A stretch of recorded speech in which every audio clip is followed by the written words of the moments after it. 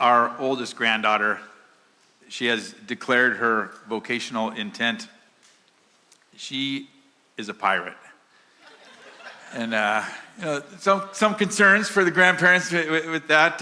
One of them, she's not yet 5 years old, so that's a little bit of a concern. And the other thing is she lives in Iowa, and there's not a lot of wayfaring seas to go and take people's stuff from. And yet she's assured us that she is a good pirate. So I was like, okay, and she doesn't need wayfaring seas because she's a good pirate that digs for treasure. And that's what she's doing. And before winter came, she got a chance to go out with her dad and dig for treasure. And she was digging and digging, and it was hard. It was really hard to keep digging. And we got some videos of her singing songs of encouragement to herself just to keep herself digging. And she actually did strike something, which is a little bit of a concern. Did you call before you dig? But she's pretty thrilled about it.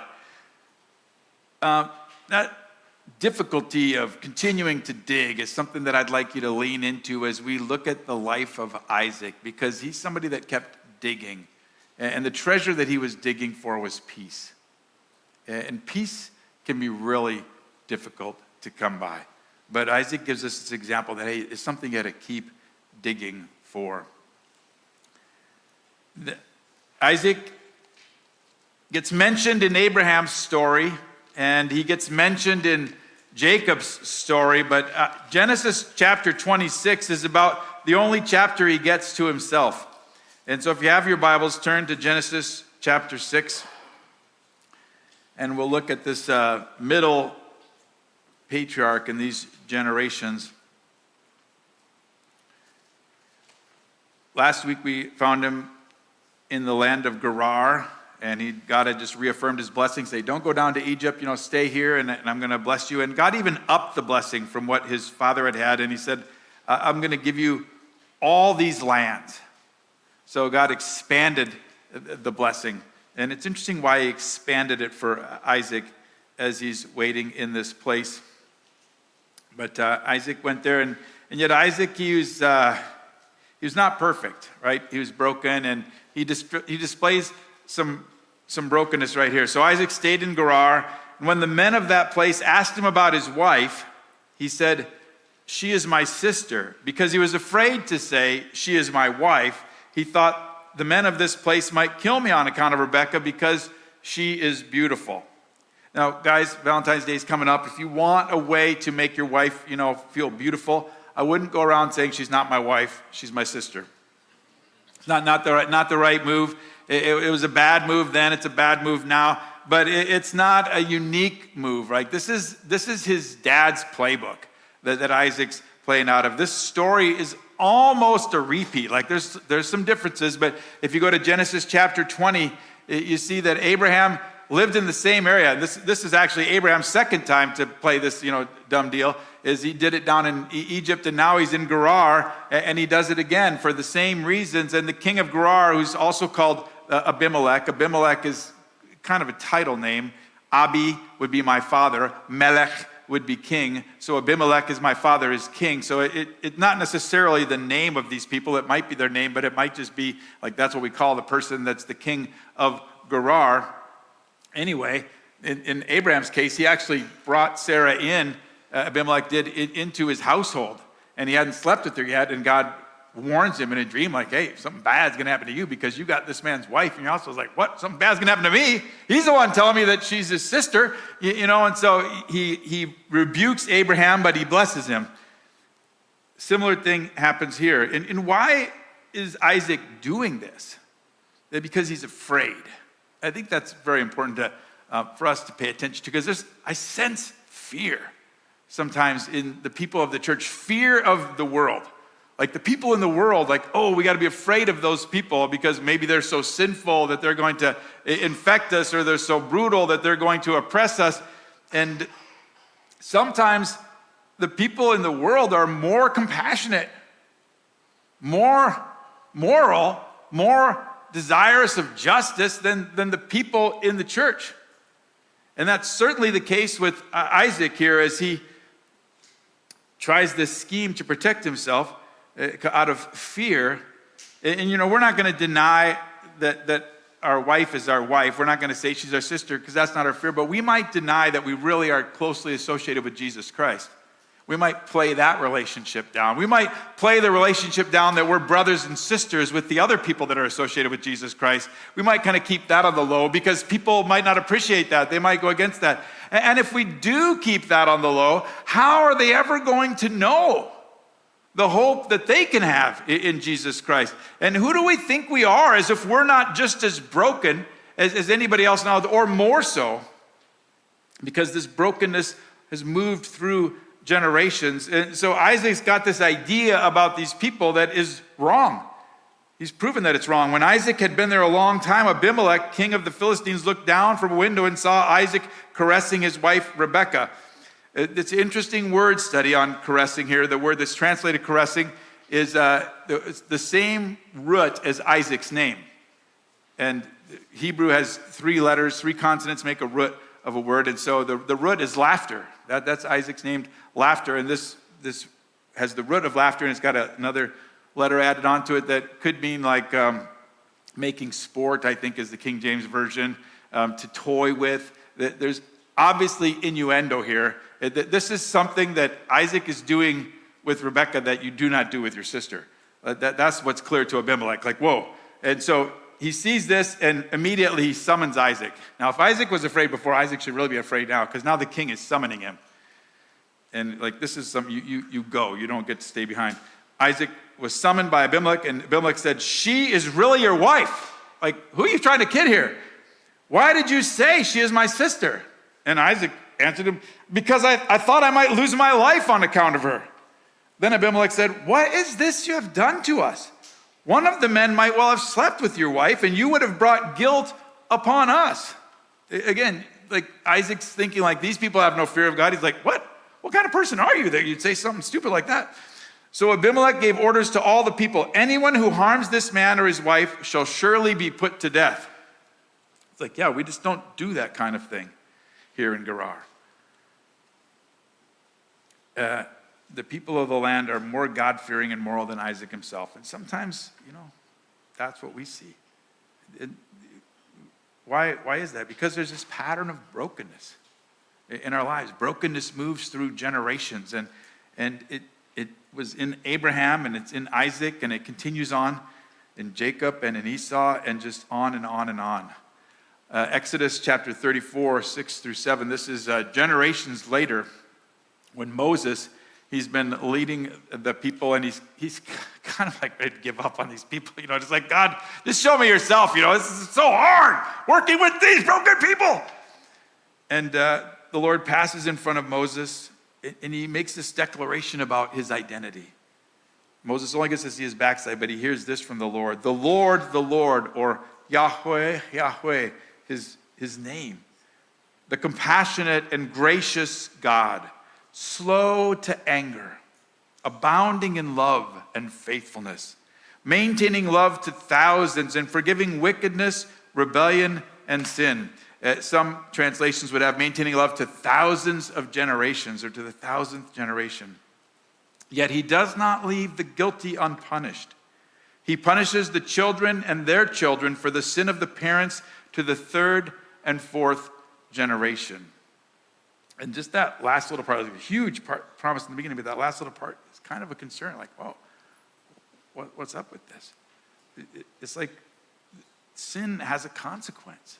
And that consequence doesn't just affect us, but it affects the next people and the next people. And some people will talk about generational curses. In some circles, that's really a way people like to talk. I don't like to talk like that. I don't like the way those conversations go. There's a sense of like, yeah, our family has this unique problem, and I'm facing it because of something my parents did, or my grandparents did, or my great-grandparents did, and now I need some way to get rid of this curse, and then it's kind of like, well, here's the secret prayer that you need to know, throw the salt over your shoulder. No, it's not unique to you. There might be unique ways the brokenness works out in your families, but everybody's broken. Isaiah was a prophet generations after Moses, and generations before Jesus, and he's seeing this very broken people who are the bearers of this promise, and God gives him this word of revelation about how these people are, and also the hope that they have, like, how are we going to fix this problem? Isaiah 53:6 says, we all, like sheep, have gone astray. Each of us has turned to his own way. Like, we're all a part of this brokenness. That this generational curse is on us all, like every one of us. And it's not what my parents are doing, or my grandparents are doing, or my great-grandparents are doing that's the problem I should be worried about. It's like, I'm the one who's going astray. That's what I need to realize, and I need to own that. And then what do I do with that? He gives us the solution. He is, by the Holy Spirit, looking forward to this servant who will come and solve this generational problem of brokenness. And he looks to this servant and he says, the Lord has laid on him the iniquity, the brokenness, the waywardness of us all. And he's looking forward to Jesus. Jesus takes away this. And so if you're wondering, like, what's the prayer that I should pray to deal with the generational curse that's on my family? It's the prayer that Jesus taught us to pray. You don't need any more than that. It's not God's will that there should be a generational curse on your family. That's a brokenness of this world. So pray that his will would be done on earth as it is in heaven, that his kingdom would come. Pray that you could be forgiven as you forgive others. Pray that he wouldn't lead you into temptation, but he'd deliver you from evil. That's all the prayer we need, in faith in Jesus Christ. And then the brokenness doesn't have a hold. And sometimes people can get caught up on the brokenness, and they miss the fact that the main emphasis of God's revelation to himself, to Moses, when Moses was like, man, what do we do? I'm just so tired of these people, is that I'm compassionate. I'm faithful. I'm loving. I'm forgiving. I'm that way for thousands of generations. Like, that's just my nature. The Lord's blessing, it works through generations. Some people are critical of the scriptures, and a lot of us were ignorant of the scriptures, and I am plenty of ways. So I find the commentaries helpful as I look into these things, because we read them, just a little bit at a time, when we don't look at the whole story. But there's a reason why Isaac, as he's described in Genesis chapter 26, why so much of this chapter is kind of repicturing things that happened in Abraham's life, in his father's life. And then it's kind of foreshadowing things that are going to happen in the generations behind him. The writer is trying to make a point, and critical scholars think like, well, look, the same thing happened, the same story is used again. And like, that probably means they don't know what they're doing. No, the author knows what he's doing. It's only 6 chapters ago. He's writing this out by hand. Like, he hasn't forgotten what he wrote in chapter 20 about Abraham and these other chapters. He's trying to say, no, God comes through again, and God's blessings come through generation to generation. He's working in this brokenness. And so we see that for Isaac, immediately after his rebuke from Abimelech for his fear and his lie, is the blessing of God on his life. Isaac planted crops in that land, and the same year reaped 100-fold because the Lord blessed him. Now, Isaac was a nomad, right? And so it's not unheard of that these nomads, that the Bedouins, that they would plant crops. It's just they don't do it very often, but sometimes they'll stay in a place for a while. They might say, got a little time here, I'm going to plant some crops. Isaac felt safe now. He's secure from this person, so he plants these crops. But he's not a farmer, and we know he's not a farmer because we find out what the yield was. And when I talk to farmers, like, they're very cagey about yields. Like, they don't tell me, like, this is my yield. How's the yield? They're like, no, down in the low spots. Maybe we saw this a couple times. Like, no, if he was a farmer, we wouldn't know he yielded 100-fold. And 100-fold is the best yield that we ever see in Scripture. He's got top yields. And that's an indication of the Lord's blessing to him. And God keeps blessing him. And the way the blessing is manifest is the way that the people can see it in this world. The man became rich, and his wealth continued to grow until he became very wealthy. And so this blessing that was made to Abraham is resting on Isaac, and it's manifesting itself in all kinds of ways that, like, wow, God is just with this guy. And That's evidence of Exodus 34, just the nature of God, that he's compassionate and gracious. Isn't that like Isaac doesn't deserve this blessing? Isaac gets this blessing. And Isaac lives in this blessing in a unique way. And I think that the little bit we have on Isaac is a model for us. Some people say, well, like the little bit we get on Isaac, that's an indication that he just wasn't, as significant as these others, as Abraham or as Jacob.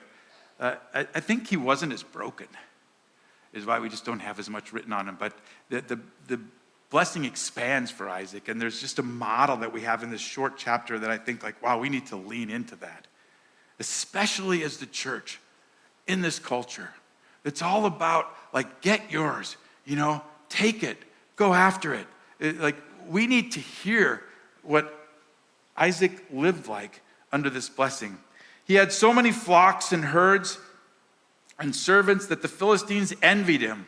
So all the wells that his father's servants had dug in the time of his father Abraham, the Philistines stopped up, filling them with earth.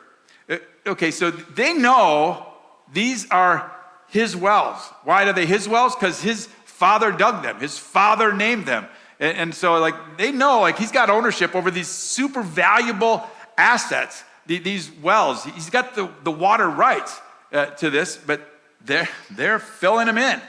Why? Because they're jealous of him. Like now he's not this beggar that's come to live with them for a while. Now he's this guy that's making a name for himself and like, hey, we can't have that. Maybe you're going to affect our flocks. Maybe we won't get the water we need. So they fill in his wells. And filling in somebody's wells is not only nasty, but it's a diplomatic signal. It's like, hey, the next thing we're going to do could be worse. You see some of those movies where they throw a brick through the window. I've never had a brick through the window. Please don't throw a brick through our window, by the way, because it's not our window, and so that would just be costly to the church. But, they throw a brick through the window, and it's like it's an indicator like, yeah, this isn't nice, but we're going to do worse things if you don't stop doing what you're doing. And that's what this is. This is a diplomatic signal to Isaac. And then as if the signal isn't clear enough, we get it from the top to make it clear. Then Abimelech said to Isaac, move away from us. You have become too powerful for us. So here we have it. Isaac's got his rights. It's his dad's wells. They're his wells. He's digging them out. They filled them in already. He dug them out. Now they're filling them in again. And they're telling him to move. And he could say, like, no, I'm not moving. But he doesn't. He moved. So Isaac moved away from there and encamped in the valley of Gerar, where he settled. Isaac reopened the wells that had been dug in the time of his father Abraham, which the Philistines had stopped up after Abraham died, and he gave them the same names his father had given them. Again, these names indicating the ownership that goes with these wells. His dad was the one that dug them. His dad named them, and they're his.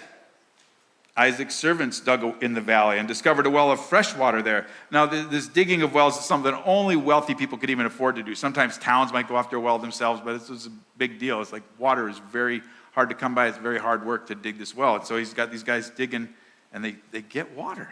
It's like, wow, we're made, Water secures you in the midst of famine. You can be set. But the herders of Gerar quarreled with those of Isaac and said, the water is ours. So what do you do then? Well, he named the well quarrel Esek because they disputed with them. And then they dug another well. But they quarreled over that one also. So he named it Sitnah, which just means like disputed. These names are significant to like what's going on in his life. And he doesn't fight for that one. He moved on from there and dug another well. And finally, no one quarreled over it. And he named it Rehoboth, saying, now the Lord has given us room and we will flourish in the land. Isaac's way is not the way that people tend to go. Even the commentators that I read about Isaac, some of them say like this shows his like lack of manliness in a way. Like this is like he should have stood up for himself. He should have fought these guys, but instead he backs away. And I'm thinking like, where does this commentator come from? This is not the value of Jesus Christ that's being displayed in this commentator. This is the value of this world. Because the value of Jesus Christ is, blessed are the meek. for they will inherit the earth. And yet we're writing, no, meekness. This guy's showing meekness. What kind of leader is he? Blessed are those, who are peacemakers, because they'll be called the children of God. These are the values of Jesus Christ. And if you haven't figured it out yet, you need to know that the values of Jesus Christ, they are very un-American. Very un-American. We're a country formed in rebellion. Really, why? Well, we can call it rebellion. We're fighting for our rights. We celebrate the Declaration of our independence. We declared it. Like, hey, you can't do this to us. Look at Canada. Like, they celebrate their independence, but they didn't declare it. They didn't fight for it. It just happened. And what would have happened if we would have waited? I mean, it's something that's in us, right? And so we fight for our rights. Like, that's what we do. But that's not Jesus' way. There might be a time that he would fight for somebody else's rights, that he'd speak out a word. He certainly did, but Jesus challenges us, like if somebody asks you to go a mile, go 2, like that's not right. You don't have a right to ask you to go a mile, and then you have to go 2.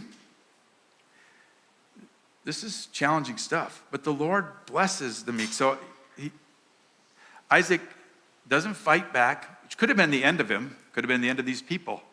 Either way, that wouldn't have been God's plan for this. Isaac moves, and he moves, and he digs again until there's room. Some people fight back. You're fighting back. Maybe you're fighting back right now. Like there's a cattiness, on who gets the job, who gets the title. There's competition for, who gets this land. There's all this stuff going on in the world. Like, and we can fight back. That could be a way. Some people give up. Oh, they got it. They stop digging. Isaac, no, he keeps digging. Like, we're going to dig again. We're going to dig again. We're going to dig again until it's like, wow, the Lord's given us space to live. And God smiles on this. From there, they went up to Beersheba. That night, the Lord appeared to him and said, I am the God of your father Abraham. Do not be afraid, for I am with you. Like, that's the part that's hard for us to believe, that Jesus really will take care of us, that Jesus really is with us, that Jesus is watching over us when these unjust things happen, that he's seeing it, that he's taking note, that we don't have to be the ones to get them. I will bless you and will increase the number of your descendants for the sake of my servant Abraham. And Isaac does lay claim to the land here in 3 specific ways. Isaac built an altar there, and he called in the name of the Lord. There he pitched his tent, and there his servants dug a well. It's, hey, let's dig another one right here, because God appeared to him. The other thing we can do with these scriptures is we can kind of not realize how compressed they are. It's like you could think like Isaac's hearing from God every day of his life. No, like this is one of the few times in his long life that God appears to him and says these things. And it's like super significant. So it's like, hey, we're going to mark this. And just as this is happening, this marking, like God appearing to him, don't be afraid. Then it's like the reason for fear shows up. Meanwhile, Abimelech had come to him from Gerar with Ahuzzath, his personal advisor, and Phicol, the commander of his forces. Isaac asked him, why have you come to me, since you were hostile to me and sent me away? Like, what are you guys doing here now? Like, you're bad news. The right protocol for like this king coming to you, would have been to like make him a meal. But Isaac's not in like make a meal status with this guy. Like, this guy has been trouble all the way. And it's like, now what? And they answered, we saw clearly that the Lord was with you. We saw clearly that the Lord was with you. How did they see it? They saw it because every time Isaac stepped away, every time Isaac left it in the Lord's hands, Isaac's finding water again. Isaac's getting blessed more and more. Like God just keeps blessing. Everything they do to try to keep him down, it's like he just keeps coming up and coming up.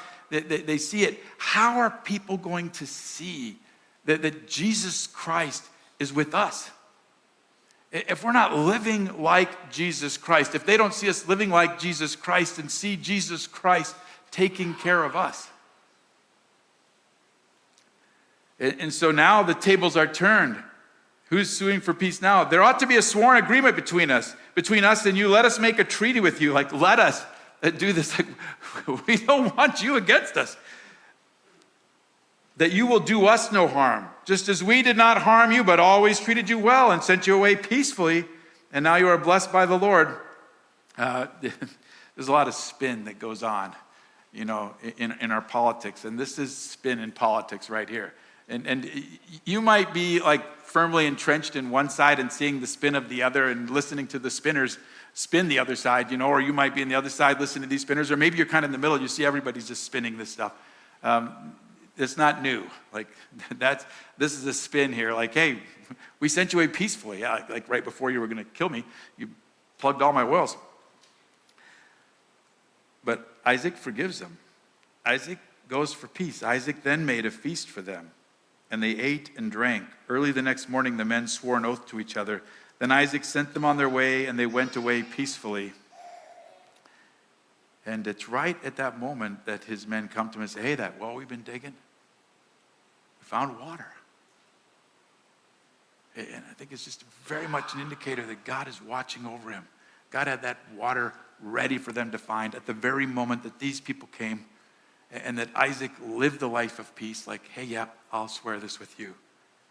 And it bothers me that people say, like, Isaac, yeah, maybe he wasn't the kind of guy that God's after as much as these others. Like, no, I think Isaac was more Christ-like than any other patriarch.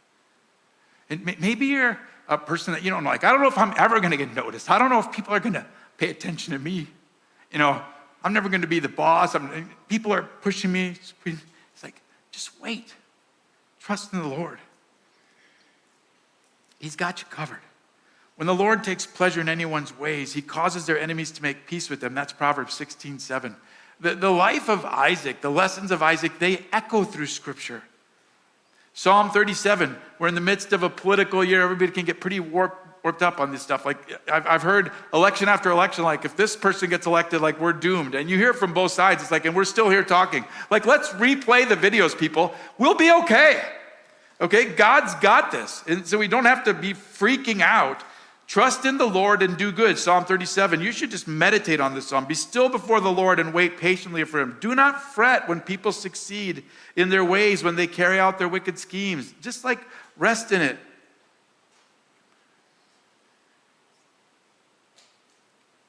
Our son-in-law, I saw his daughter digging and digging and digging. He saw her perseverance. And he went home and he talked to her mom and he said, the next time she goes digging, she's going to find treasure, right? Like, we're going to work this out. We're going to get the treasure, we're going to place the treasure. We're going to put her to the right spot to dig for the treasure, and she's going to find treasure. Because that's a father's heart for his child. The father loves you, and he's watching over you, and he's got treasure in store for you. So just keep digging for peace.